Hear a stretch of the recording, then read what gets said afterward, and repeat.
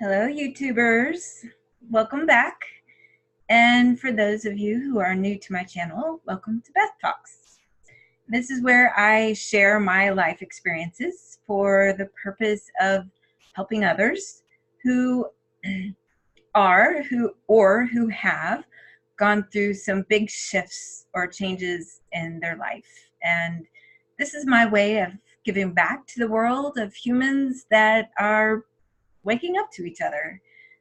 So welcome to my channel. I am a self-proclaimed atheist, and you might be thinking to yourself, what in the world does an atheist know about spirituality, right? So today I wanted to talk to you about what spirituality means to me and how that might relate to you.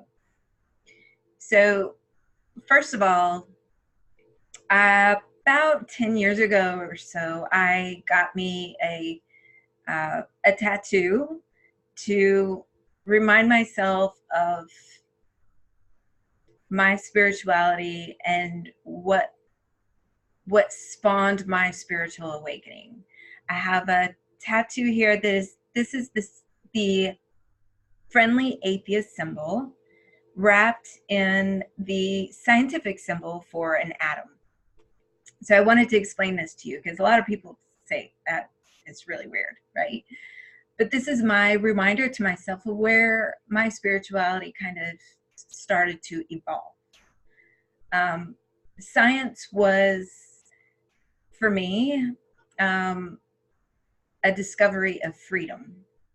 By the process of learning how we got here and what we're made of, helped me kind of break down the social structure that I was raised in.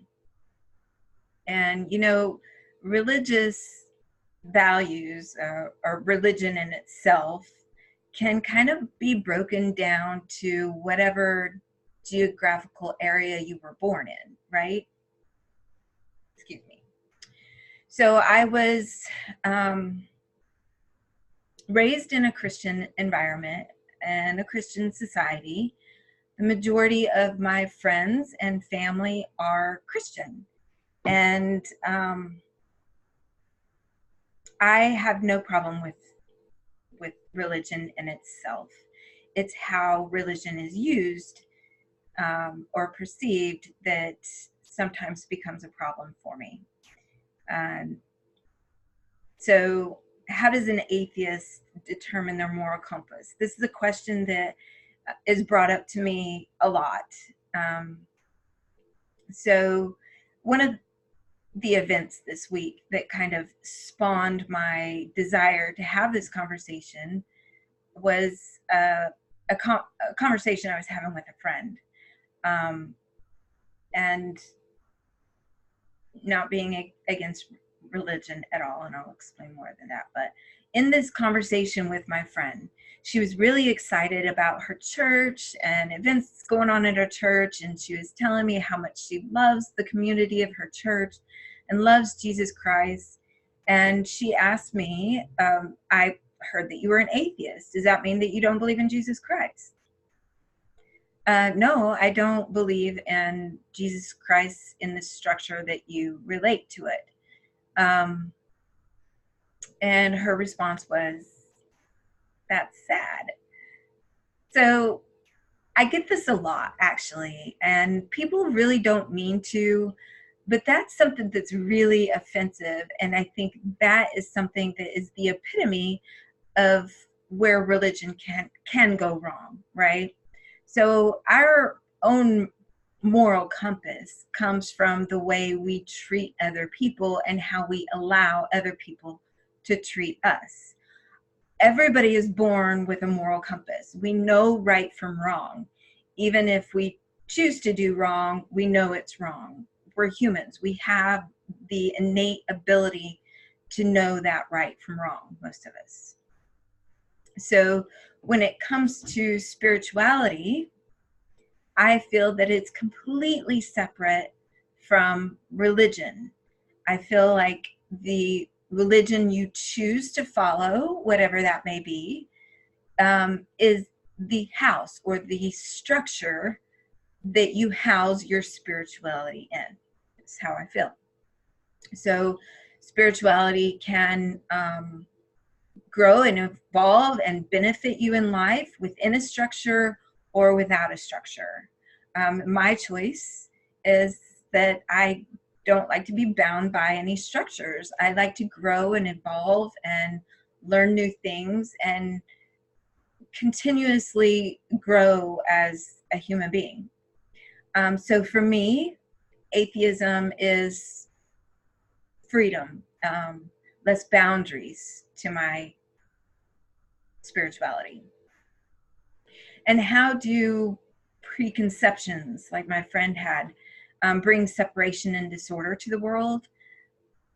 There are numerous religions around the world. And the religion that you know most of is usually based on your geographical area and what social influences you had as a child. So if you're born in, say, Iraq, you're most likely going to be Muslim. Here, I was raised in America, where I was surrounded by nothing but Christians. So these aren't bad things, but we have to realize that when we're children, we don't have a choice as to what we're exposed to.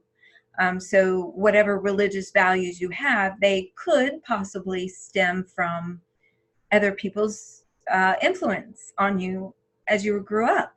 So when we become adults, we are faced with a choice to either accept and adopt the values that were implemented on us as kids, or to kind of break free and determine whether that's really the right thing for our own development, or if we need to develop some other kind of structure so that we can be the best people that we can be.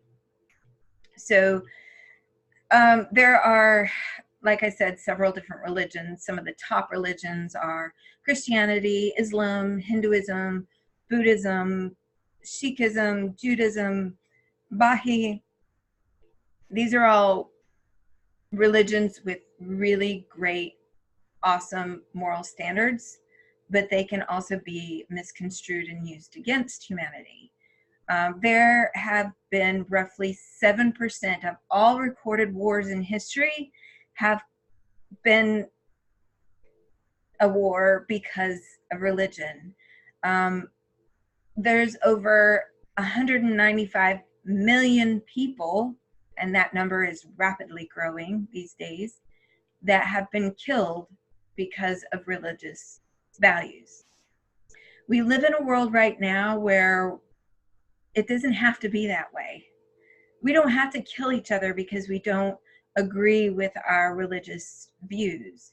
If we could just realize that we're all human, we all have the same experience, and we all have different needs within that experience, then we can kind of break down the barriers that separate us. How many churches have been split, dividing families, and how many people have been cast out of their families because they didn't share the same beliefs? Now, religion is not the enemy. I'm certainly not advocating that at all. There are a great deal, many good qualities of religion, which draw people there. Religion is something that creates communities of like-minded people who share the same values and morals and love each other and support each other. So it's not a bad thing. I certainly am very happy for anybody who is happy in their own religion. I'm just saying that you should be happy for other people with different beliefs as well. Religion can be misused for determining one's worth or their value to you. It can be, or has been, toxic fuel that has been used against and not for the betterment of humankind.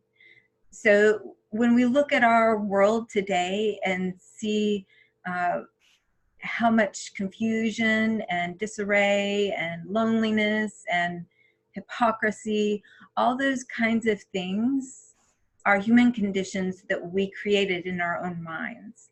Our belief systems have created separation instead of togetherness. And I think it would benefit everyone if they could just kind of set aside your box of ideologies and open up to other people and the reason why they have certain beliefs and understandings, and know that those differences, the way you believe versus somebody else's beliefs, that is what that person needs in their life at that time. So if it's making them happy and if it's helping them to grow and become who they want to be, that should be an awesome thing. It should never be something that is sad because it doesn't align with your own beliefs. So I'm going to close with just saying, I just love everybody. And it doesn't matter where you come from or what you believe in. We're human. We're all born of the same elements, and we all share the same light and energy and love within our souls. Even if you're somebody that doesn't even think that you love anybody, you're still going to love yourself, hopefully. So just share this life experience and give benefit to others, not doubt, and support each other for what you need. So have a good week, and I'll see you back here again on Beth Talks next Sunday. Have a great week. Bye.